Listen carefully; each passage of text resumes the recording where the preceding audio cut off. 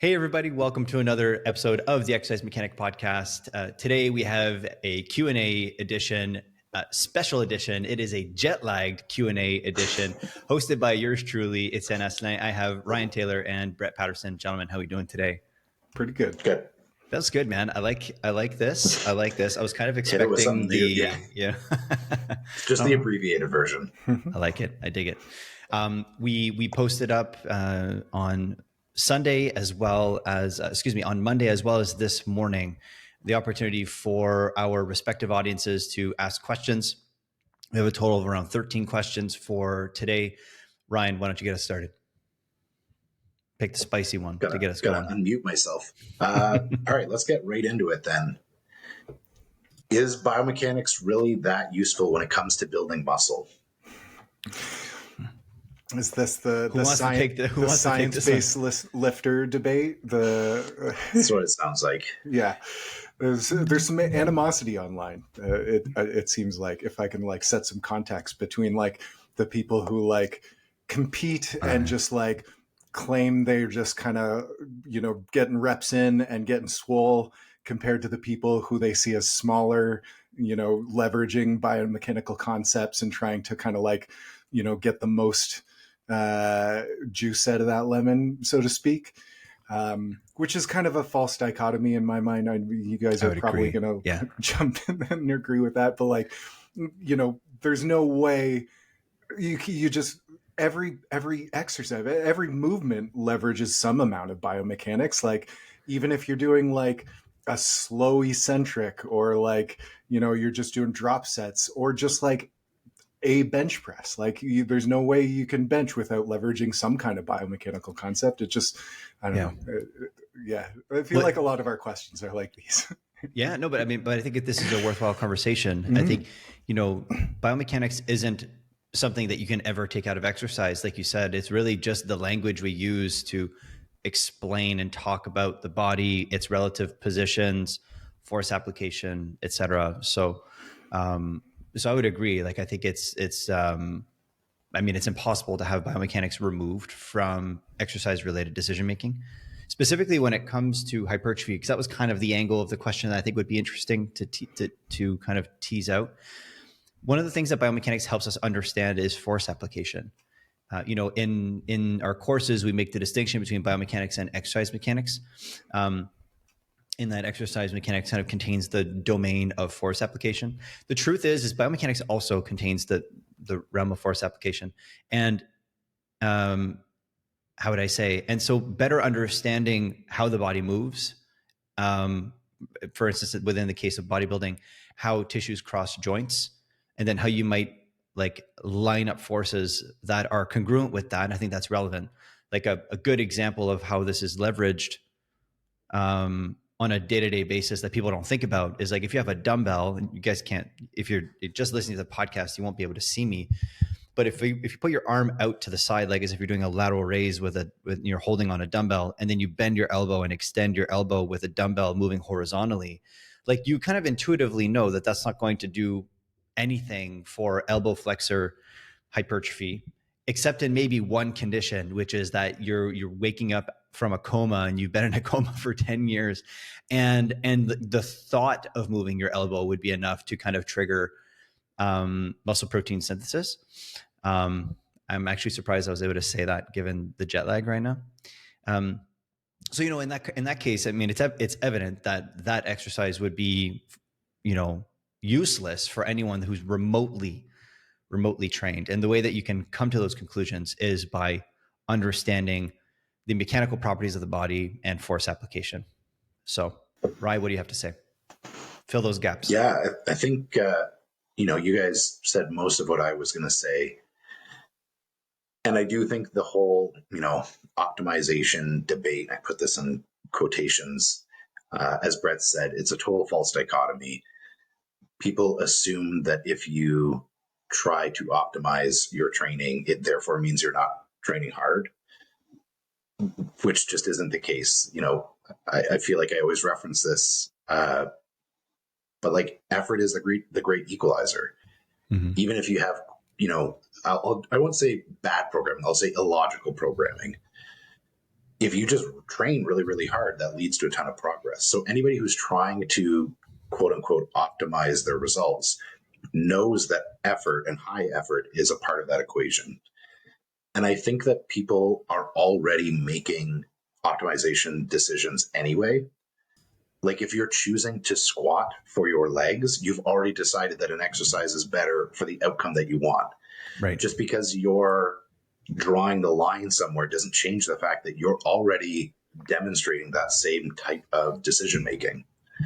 So all I think incorporating biomechanics or exercise mechanics does is allow you to make even more specific decisions. Because essentially all you're doing is finding a way of, I guess, like categorizing exercise in a way that's a little bit more precise. Instead of just being like, oh, like a lunge and a split squat are exactly the same. Well, if you have a better understanding of mechanics, you know that there are some unique differences between the two. Or if you contralaterally or ipsilaterally load a certain exercise, they are different. And if you can start to categorize those exercises, you can just make a little bit more specific decisions with the caveat that you're training hard. So that's kind of how I look at it. So the answer is yes, biomechanics is incredibly useful when it comes to building muscle, because as both of you guys alluded to, whether you acknowledge that it's a part of the equation, it just is. 100%. Yeah, I love that. If I can throw out like a real world example that I think would be really valuable for someone who's maybe training for bodybuilding, like let's say you're doing some tricep extensions, straight down, supinated grip, something like that. And you got a little niggle in your elbow when you're doing it that does not feel great. Are you just going to like throw out the exercise and just be like, no triceps today? Or you're going to try out some different things. Maybe the rope provides you a load that is easy on the elbow and feels good, and you're still able to get some stimulus out of the triceps without that elbow pain. That is super valuable. And that is like very much a biomechanical choice that you're making to load that joint in a different way where you're not experiencing as much pain. And that's super valuable. Yeah, totally. Even if you don't understand how it's different, it still is one of those decisions. Go ahead, Ryan. Sorry, yeah, I was going to say, I'll actually add to that. We've talked about this within the context of powerlifting before, that the closer to sort of someone's genetic potential for strength, the more specific the stimulus has to be, i.e., if you're not doing max effort squats, your technique degrades. You have to be hyper specific. The same thing is true from a hypertrophy standpoint.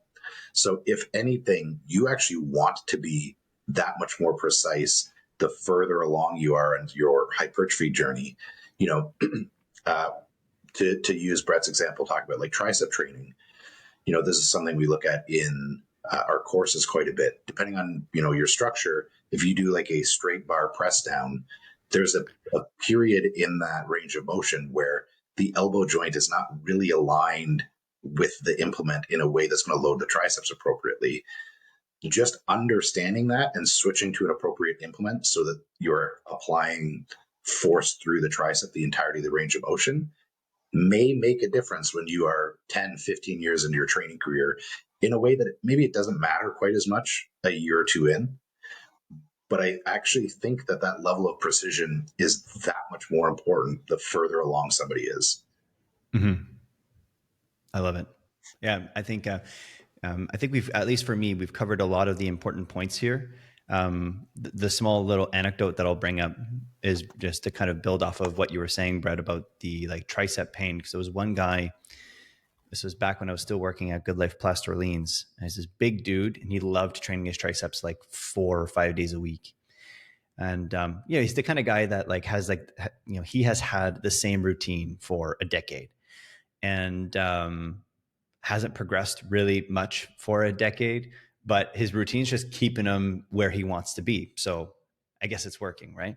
But I remember there was one point where he had elbow pain, and he kept doing triceps on a specific pulley, and the pulley was a 1-to-1 pulley. So as you guys know, as you're pushing down really hard, the weight's flying and it's changing direction really quickly. And he came to me, no bullshit, this was at Good Life Plus, and he was like, my elbow hurts like right at the bottom when I'm initiating the push. And I was like, oh, okay. How much weight are you doing here? Okay, great. Brought him over to a 2-to-1 pulley.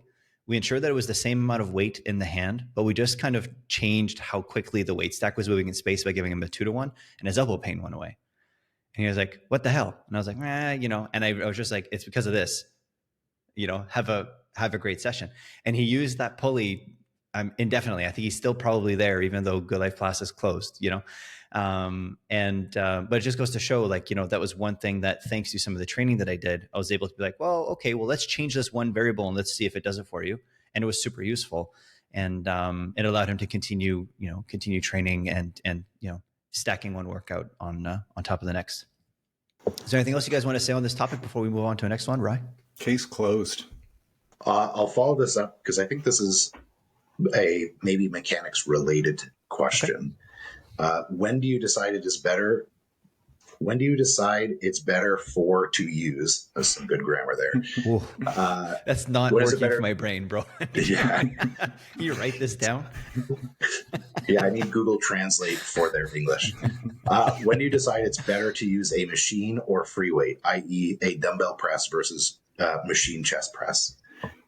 Man, okay. Well, I mean, the first two things that come to mind are preference and skill. I think preference speaks to if a client just loves doing a certain press, they feel it in the targeted tissues, there's no red flags, then why the heck not? That's the first one. Because as we know, like if you enjoy something, you're just going to be that much more willing to push hard on it, generally speaking. So I think that that's valuable.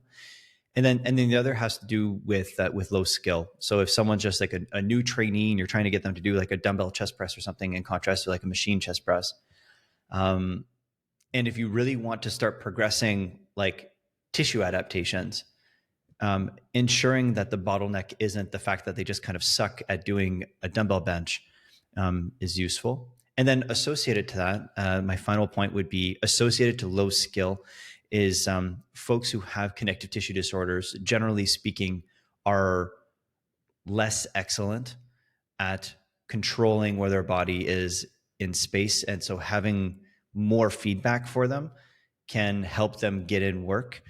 You could make the argument that doing things that are less guided is exactly what they need because they suck at it. And I understand that argument. But if we're thinking about this within, I guess, a variety of different contexts, like if your goal is to push tissue and not just work on the skill of controlling oneself, then I view machines as being really useful in those three contexts. How about you guys? I think you nailed it.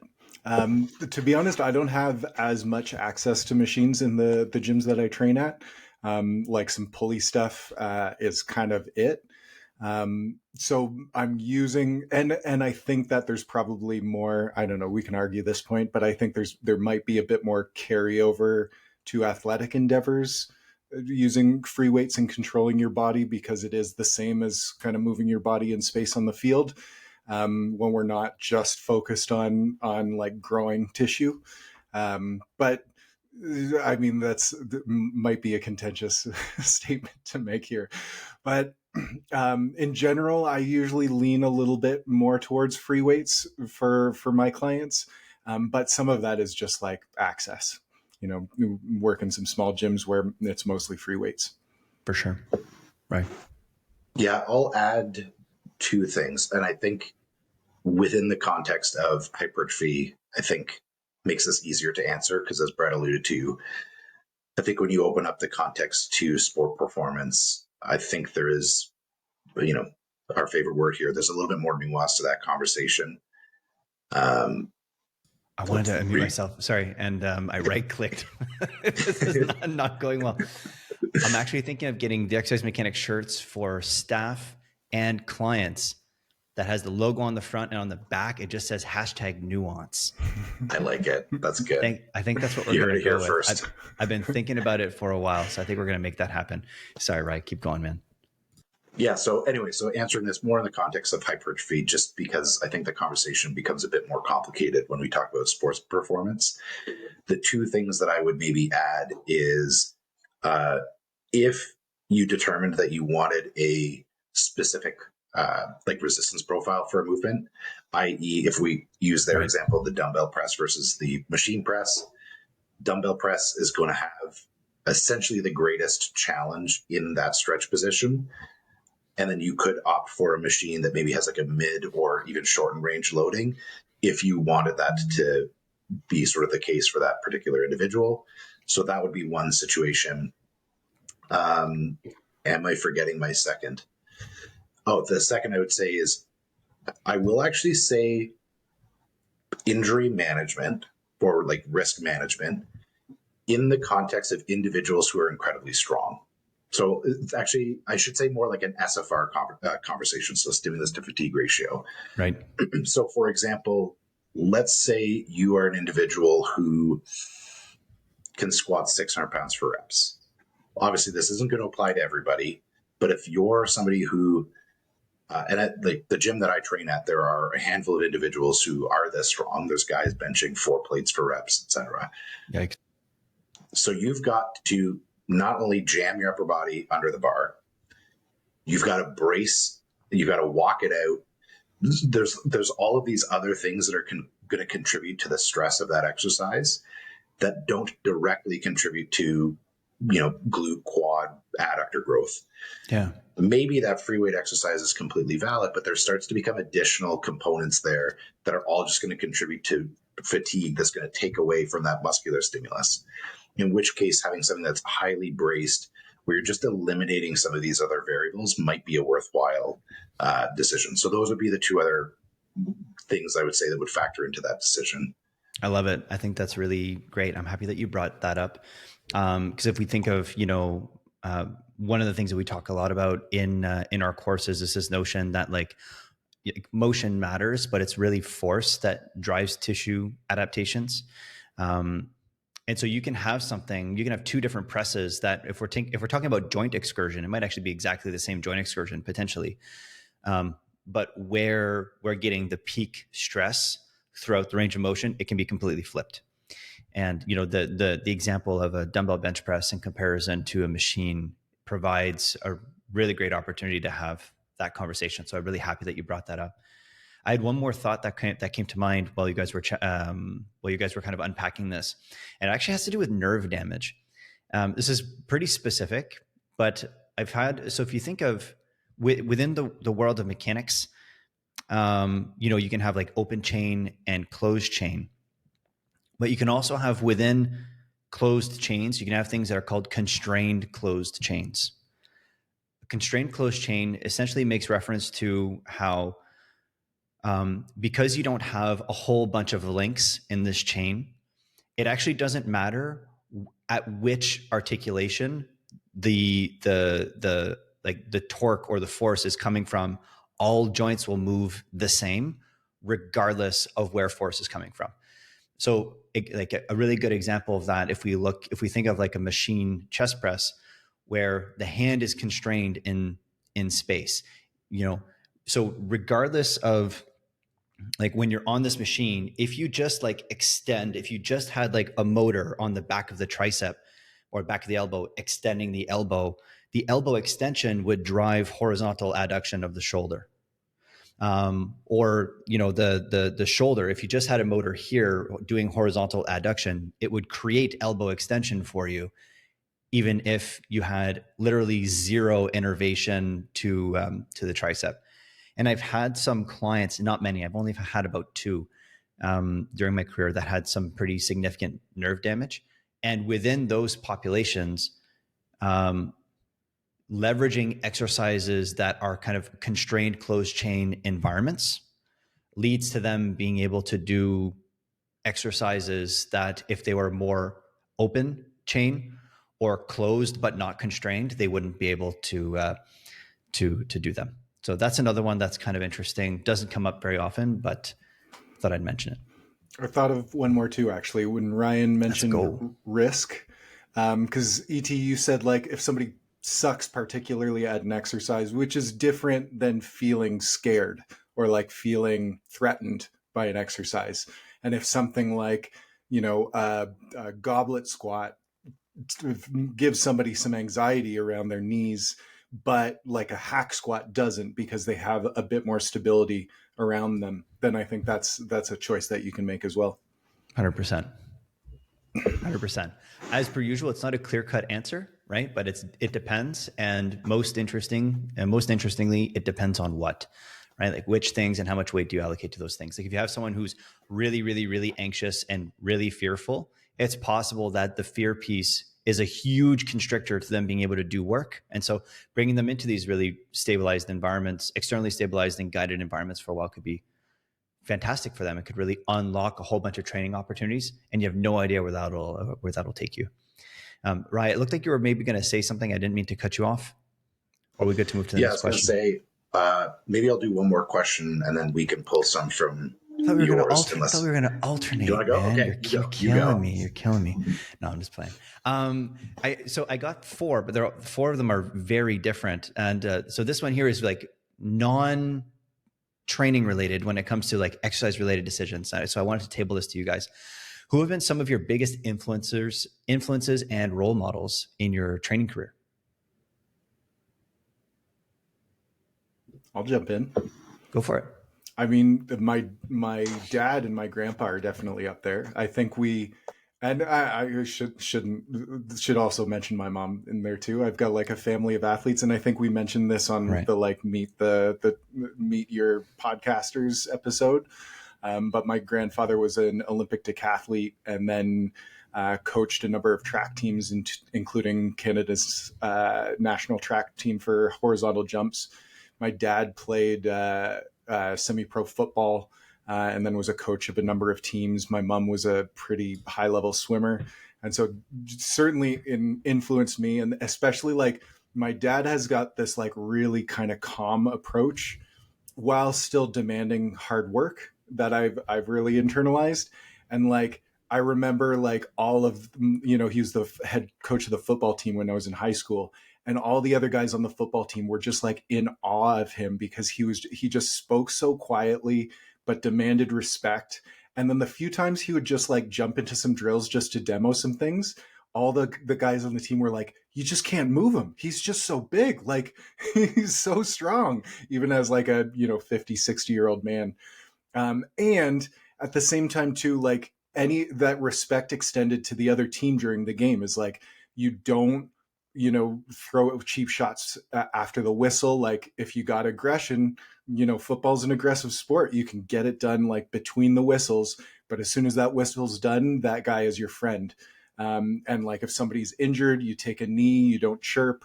Like all of those things I think are really, really important life lessons. And I think those were definitely like earliest and biggest influences for me. Love it. How about you, Ryan? It's funny.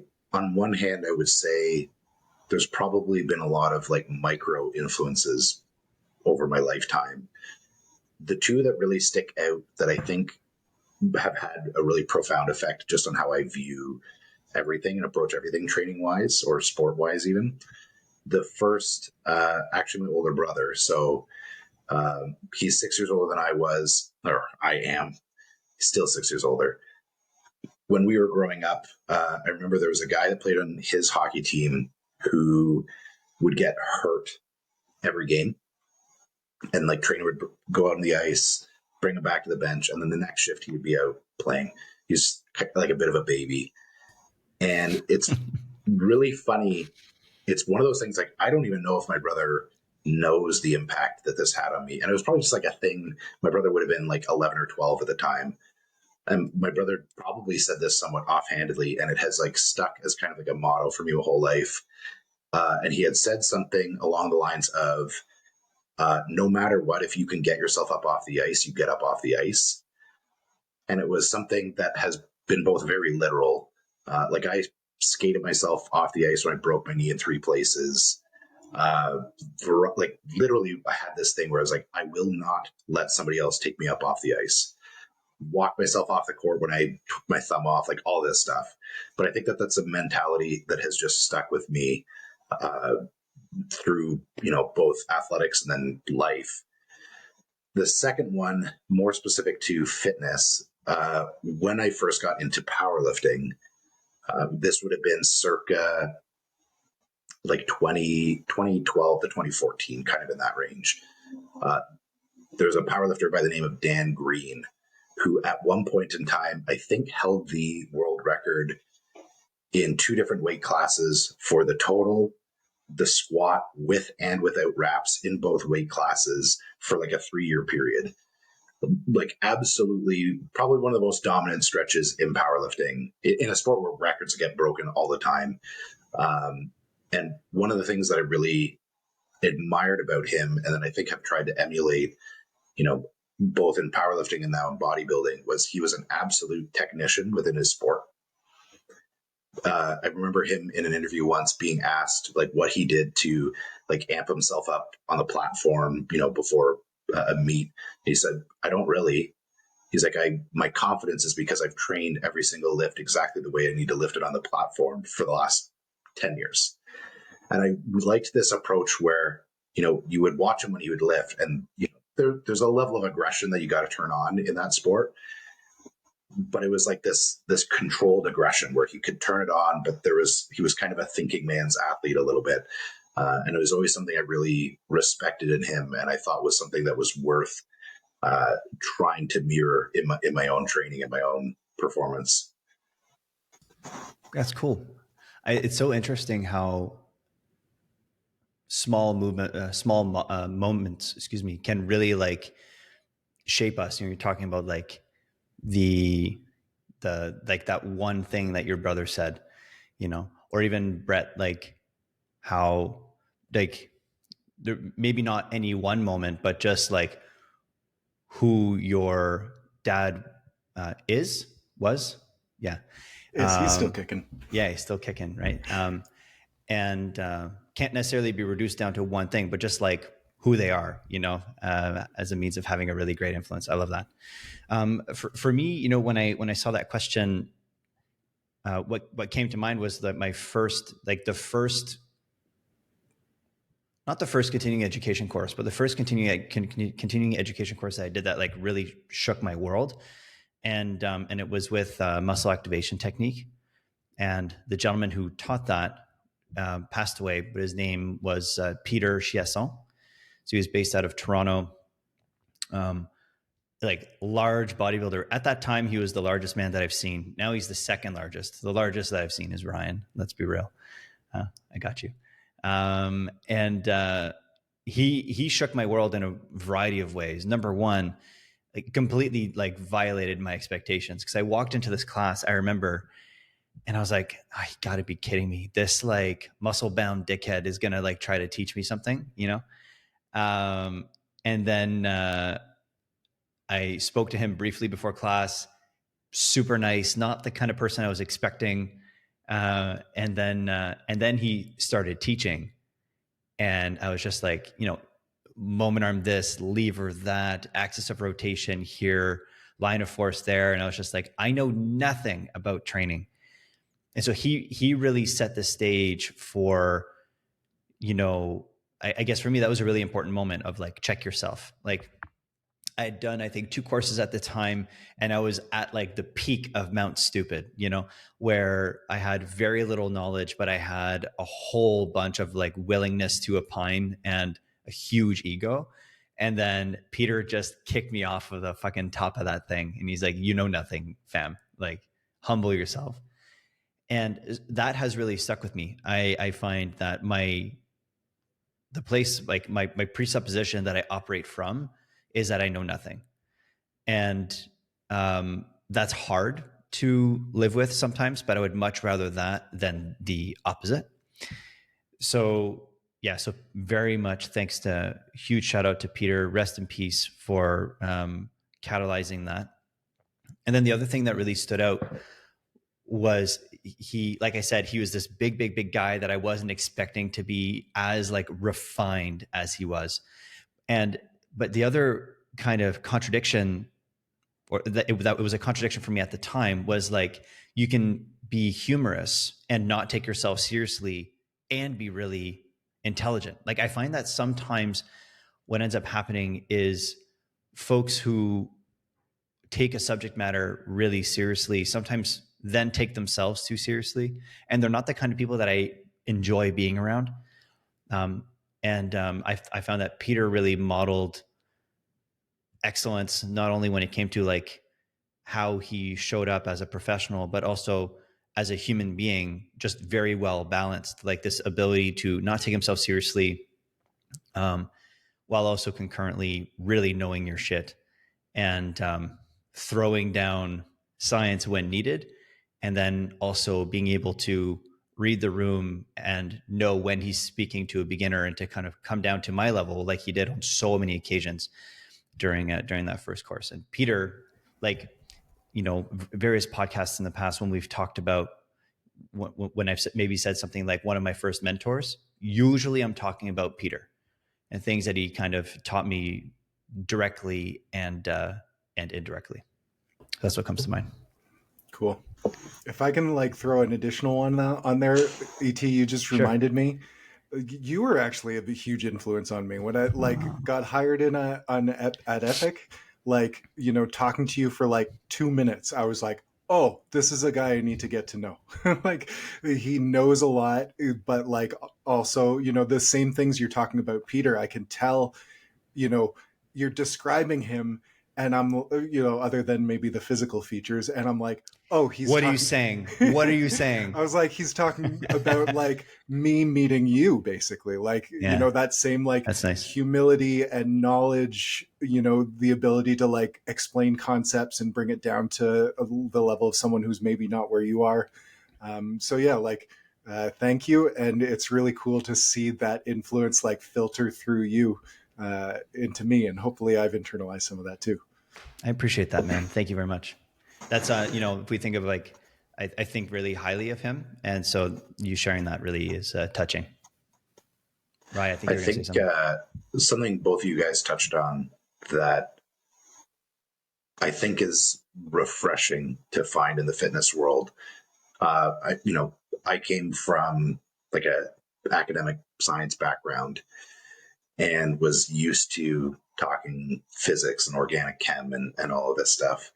And at least initially, as when I started in the fitness world, I will say that it's not readily apparent that there are academics in the industry. And I found that very frustrating my first couple of years, because as much as, I'm incredibly passionate about fitness and athletics, and I always have been, I'm equally so when it comes to learning. And that was a bit of I would say a bit of a speed bump and like a frustration my first couple of years. So it is something where it's been nice to find, certainly within the exercise mechanic, but in other places as well, there are people who share that same dual passion for fitness and training and, education and knowledge as well. There are people that want to get into the weeds. So I think if you are somebody who likes to geek out, but also wants to train incredibly hard, there are like-minded people within the industry. You just got to find them. You already found them. If you're listening to the podcast, you already found them. Yeah. You found 3 of them already. Awesome. Let's move on. So Go ahead, Ryan. I got a question here. I'm going to kind of combine two. It's specific to bodybuilding, but I actually want to hear your perspectives, maybe from running and then sport as well. So the question has to do with essentially peaking. So the two are like biggest mistakes that you see in peak week, and then how does someone peak for a bodybuilding show? But obviously, certainly in endurance sports as well, there is a process for peaking for an event. I'm less familiar if that would be the case for something like skiing, but I want to hear actually your respective sort of opinions on peaking for sort of your sports, and then I'll answer it for bodybuilding. Love it. Brett, take us away, man. Cool. I guess I'll speak directly about skiing. So like we've got a competitive season that's like, about 3 months long, even 4, depending on how deep you're getting into it. So we've got to kind of prioritize, 1 week in there, or maybe 2 that are kind of like, these are our kind of major focuses. Leading up to it, like in the gym time, you're pretty average kind of progression through like strength and hypertrophy to endurance and more sports specific movements leading up to the ski season. During the season itself, our training sessions are pretty long because in the end, like, you know, in a 6-hour training session, the athletes are getting, if we're lucky, maybe a dozen runs in a course, which is the equivalent of like 12 minutes of like actual feet, boots on the ground, getting work in. But that's still 6 hours out in the cold, going up and down lifts, warm-ups and stuff like that. So it's still like a long training session that takes a lot out of you. So we're doing like 1 to 2 training, like weight training sessions during the competitive season. They're a little bit more focused on recovery, keeping things mobile and keeping them moving. For us, national champs are kind of our focus. And so all of our drills within, you know, on snow training session are going to, you know, the same way a lifting program would be set up, are going to slowly kind of taper into something that looks a lot more what they'll see at a competition. So like earlier in the season, further away from the event, we're probably doing more drills, throwing in some brushes, doing some stuff that's like weird, pushing them out of their comfort zone, but working on some specific skills. And then as we get closer to the like big competition that we're planning for, the courses are going to look a little bit more like the race courses that they're going to see. So, I mean, I think the concepts, the underlying philosophy behind it is the same in just about every sport. Is like the closer you get to the thing that you want to do well in, the more specific you want to get to that thing. Is about the gist of it. Yeah, I like that. And if I remember correctly, Ryan, an aspect of this question was mistakes, correct? Yeah, biggest mistakes. It says in peak week, so let's just biggest mistakes with peaking. Okay. So for skiing, it's hard to know what other teams are doing in their training sessions when we see them in competition. Like, you know, we'll have a team from like Mont-Edouard competing with us, which is like an 8-hour drive from Ottawa. Like, we don't know what they're doing. That was very French. Thank you. That was very nice. I recently learned that it's Saguenay and not Saguenay. Yeah, that's right. You need to like smooth out the G. The town near Mont-Edouard. So it's hard to know, like, you know, what sort of mistakes they would make. I would say maybe athletes are doing a little bit too much in the gym leading up towards, or maybe their coaches are doing a few too many drills. But since it's a pretty coach run, and we're, you know, geographically separated, I wouldn't know exactly like, you know, what kind of mistakes they're making without having like a close eye to every other team's training sessions. Cool. That's great. Yeah. And, you know, to your point, I think that like a lot of the themes will be similar, but it just might like manifest as like slightly different decisions. But really, like, you know, the big thing with the peak week, at least with regards to long distance running, and I'm sure this also applies to sprinting, is fatigue management, number one. So it happens often, like folks who get into running, usually, it's not all the time, but a lot of folks that get into endurance sport, they do so because of how it takes care of their mental health. And so I found, you know, in the relatively short period of time that I've been working with more endurance folks and with endurance populations, that they can sometimes be hesitant and honestly a little bit nervous or fearful to pull volume away because they're like I don't know, like I'm gonna want to jump out of my skin kind of thing. I've seen that a lot. Yeah. So I think that that's likely an error that people make, is that as a means of finding a balance between what their mind and what their body needs, they sometimes don't pull volume down enough. So that's my first answer. The second is that sometimes people pull it down too much, and like you just sit on your ass for a week, and then your legs can feel heavy. So there's this kind of like balance of giving your body enough easy volume that doesn't create a lot of fatigue, and also usually a little bit of speed work, not a lot, but just to keep the legs like moving quick. And and to kind of like help potentiate you feeling good and fast in your body, which I don't even know if that would change anything physiologically or physically for them, but it definitely helps the mental game, because then in the week leading up to it, you're like, yo, I'm fast as fuck, boy. And the meme of that dog running around, I'm fast as fuck, you don't know how fast I am, that kind of thing. So that way you, like, when you come into the event, regardless of what it is, you're feeling confident. And so I've seen both. I've seen people pull it down too low, and I've seen people not pull it down enough. And then the only other thing I think that I would, two other things. First has to do with food. A lot of folks for endurance there's this, like, I mean, many people have heard of this idea of like carb loading and just load up on carbohydrate. People tend to like only do it for like 24 to 48 hours, but it seems really beneficial to do it over the course of like 5 days to 7 days. And so having the carb loading be too acutely close to the event leads to you not being well topped up. And also it can lead to some gastric distress if you haven't done so gradually. And then the last thing that I'll say is this thing of taper crazies, which is kind of funny.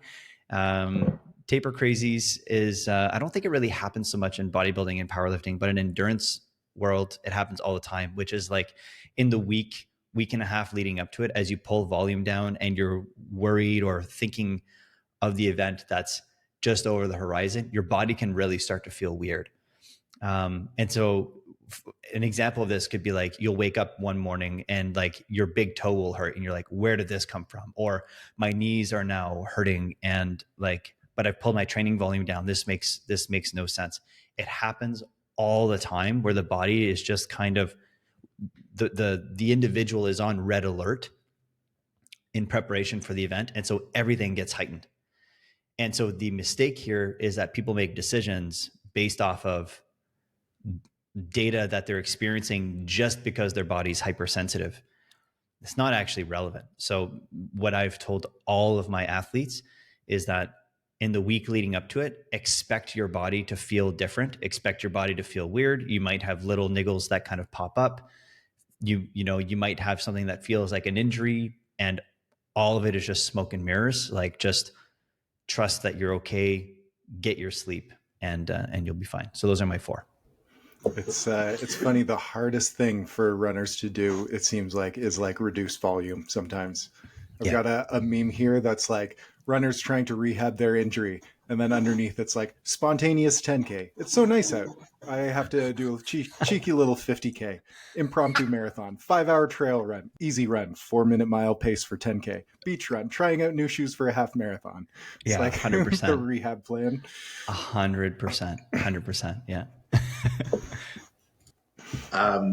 So I guess if we look at this from a bodybuilding perspective, so there are some similarities, but I think the major difference is you're not peaking performance, you're peaking a look. Yeah. So what I would say is, before you even get to peak week, because this is something that I think people make a mistake in general, is they think peak week is something magical and they're going to see this 50% change in their physique in the last 7 days. The reality is 95% of the work comes before your peak week. So I always tell people, like, you need to be fat free at least the week before. So you should have about 90 to 95% of your best look before you make any kind of manipulations. And then those manipulations during peak week are going to be related to generally carbohydrate intake, salt, water, and then fatigue management, which is going to really influence essentially how your body holds water. So generally, the approach that I would take, and there's a lot of different iterations of this, but assuming that somebody is fat-free, when you get into peak week, you should already have some data about how that person's body responds to days of higher food, days where you've maybe reduced cardio and steps. Generally, what I like to do is start to have a good idea of a look that we really like and how that associates to a scale weight. So that gives us kind of a pretty good reference point. And then generally what we want to do is I will like to do earlier carb ups. So some people you can have what's called a front load or a linear load, but starting a little bit earlier in the week, starting to bring carbs up. One thing that you said, ET, this is a mistake people will make, is they load carbs too late in the week. Although I will mention the case in which you might have to do that. Because the problem is glycogen takes about 36 hours to synthesize. So people are cramming a bunch of food at the last second. And the problem is most of that's just staying in your gut. It's not actually getting into the actual muscle tissue. So the earlier you can do it is likely better, and you'll reap kind of the rewards of that. So generally what I would do is, bring somebody's carb intake up to, probably some predetermined amount based on previous data, whether that was like a refeed day or a diet break. I've got kind of a reference point of where I might bring their food to. In that last week, I'm probably looking at pictures once or twice a day and their scale weight. So for example, I'll use my client Eric because his peak went really well. I didn't know that. So we had a pretty good idea that his body weight being around 181 was this look that we really liked. So that was ballpark what we wanted him to be on stage. So we started loading his carbs. I think we went up maybe about 30%, 40% carbs about 7 days out, and his body weight started to drop, which is very common because what you'll start to see is as carbohydrates go up, and especially if you're tapering down cardio at that point, because there's a reduction in cortisol, you also see this reduction in fluid. So even though you're eating more, you'll actually start to see body weight start to go down. So essentially what we did was just incrementally brought his food up day by day until he was waking up every morning at 181. We kept his water essentially the same every single day until, the morning of the show, we brought it down just slightly, just so his body didn't have a bunch of water in his stomach. The mistake people make in particular with water is they think that pulling water means they look dry on stage. A couple of mistakes with this. A, your body needs water in order to store carbohydrates. So you need carbohydrates, sodium, and water in order for it to be stored as glycogen. So if you don't have sufficient water, it's not actually going to synthesize as glycogen as effectively. The other thing is if you pull water too early, your body has a fail-safe process in which it's actually then going to start to retain water so you don't die of dehydration. So people will cut water really early, and then what ends up happening is their body then starts to hold on to water into essentially the show day. So they actually look watery even though they are dehydrated. Mm-hmm. So generally you keep water at whatever kind of rate you've been probably consuming it, maybe up or down a little bit, but essentially keeping it consistent throughout the week. Your body will pee and, elicit diuresis, so you're not going to hold on to it. Sodium, I tend to keep about the same up until show day. So often what I'll do is essentially backstage or early in the morning, we'll either have salt in a little bit of water, or I actually like using things like chips or like mini crisps or whatever they're called, or crispy minis, things that are really, really heavy in sodium, and they don't take up a lot of space in your stomach. So you're not going to be bloated, but you get this really acute change in blood pressure. So you actually get a lot more vascularity. So that can be a last second change that some people make. So there's little like tricks and stuff that you can do like this, but essentially the priority is be fat free before you even start the week. Have some data ahead of time where you know how somebody's body responds when you've given them a little bit more food, and roughly kind of a body weight that you have a look that you guys kind of agree is competitive. And then you just kind of up and down food based on that. It's not anything terribly magical. A lot of the mistakes, and I could list a whole bunch of them, but the mistakes that people make in peak week is just trying Hail Marys. Yeah. If you're trying to fix something major in your physique in the last couple of days, you just weren't ready ahead of time. Yeah. And nothing that you do is going to do your physique any good. I've made those mistakes, myself, because sometimes you get in your own head and think that you could do something that's going to dramatically change your look, and it almost always makes you worse. The reality is, like, your body likes consistency. Your body, if you have very predictable responses to whatever the inputs are, you know the look that you're going to have going on stage. If you start doing some really wonky stuff that you've never trialed before, you don't know how your body's going to respond. And the reality is, most of the time, if it's really drastic, it's probably going to be a poor response. Yeah. This reminds me to kind of draw a parallel with that last point with the endurance world. Like, another big mistake that people make is trying a bunch of new stuff in the week of, like, having a new breakfast on the day of the race. And, and they're trying to have 300 grams of carbohydrate of coming from food that they're not used to having. And then, yeah, you shit your pants. Like, you'd probably shit your pants in non-running context also, if you have like a brand new breakfast with really high volume. So I see this with some younger athletes too, like similarly, like just trying something new on game day. Yeah. And it's usually, skiing's an individual sport. There's a whole bunch of people that maybe you've never met, especially if you're younger at this competition. And you're going up the lift and seeing them do all these crazy warm-ups that maybe you haven't tried. And it's like, you feel some pressure to be like, oh, well, do I have to do that warm-up? And like, suddenly your whole like prep is thrown off.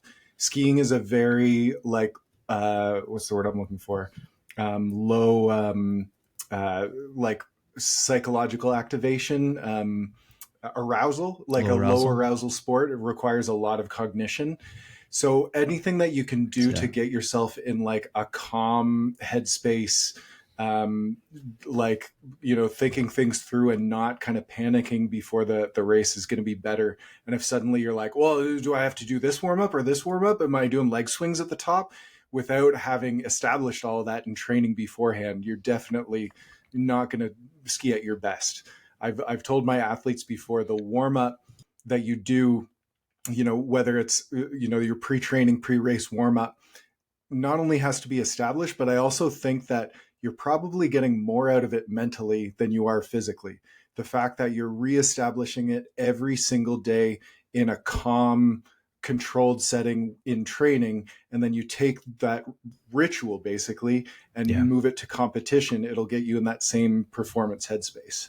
Yeah, for sure. Yeah, and you've got evidence of it potentiating performance in training.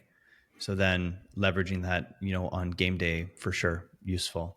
I had a follow-up question for you, Rai, because specifically within the context of bodybuilding, I think the notion or the conversation around enhanced versus non-enhanced athletes is an interesting one. We've had it in a variety of different contexts, but I'm curious, when it comes to peaking, what would come into play?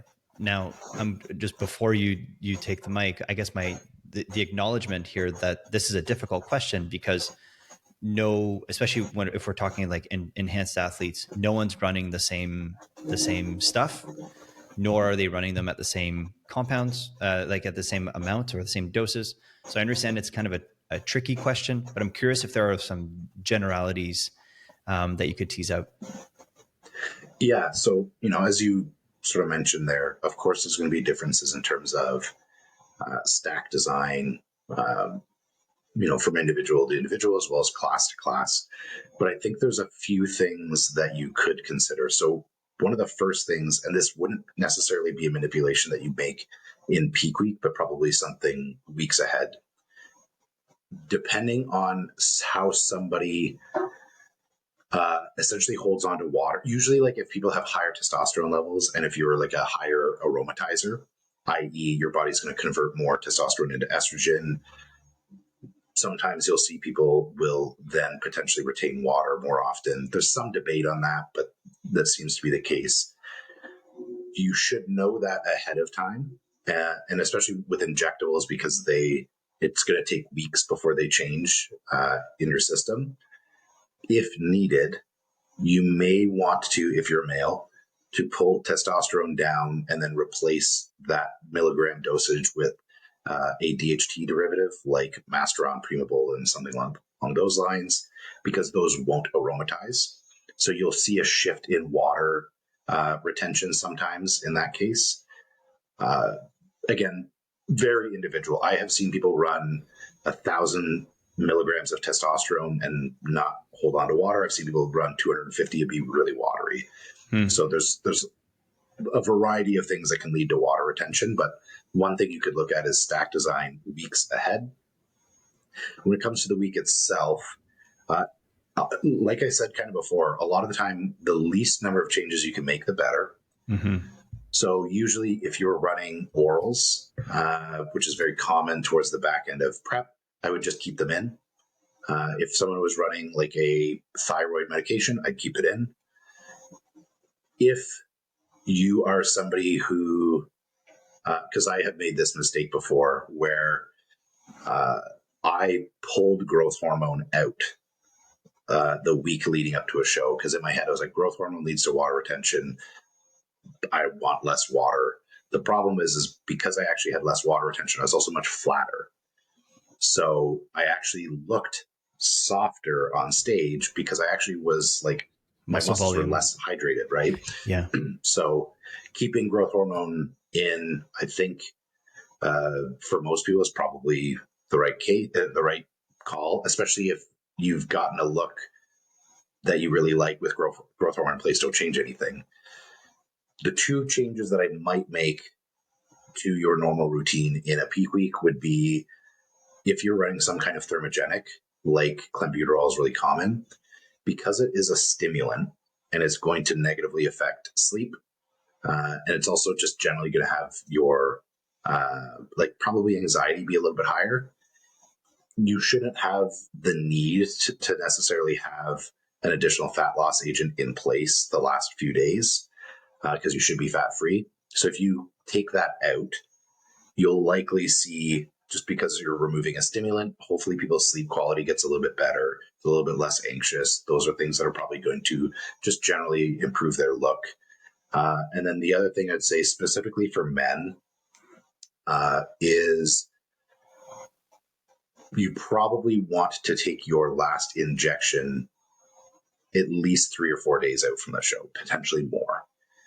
So the problem is not because it's going to really affect your look systemically, but depending on the volume of oil that you are injecting, like you just might have a lump.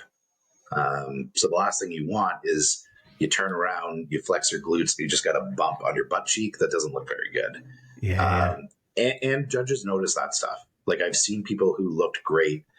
There was an individual that I knew who was coached by somebody else who last year had won a show at one point, had won in 2 different classes essentially. Like the guy looked amazing. And then in another show, he, I think, came in second place. And the judges' feedback was like, dude, we saw you had lumps in your shoulders. And everything else was there, but that just looks bad on stage. So because injectables are in your system for so long, nothing's going to happen where you just have no testosterone anymore because you didn't take a shot for 3 days. You'll be fine. But avoiding having a lump on stage is a very good idea. That's so interesting. Bodybuilding is crazy. Yeah. The enhanced side gets certainly even crazier. I've seen other people where it's fascinating. I think this would be a mistake for enhanced guys is some people think in order to supra physiologically load carbohydrates, they'll load with insulin. And insulin use is common in bodybuilding. But again, the problem is it's probably not super predictable. You also can't.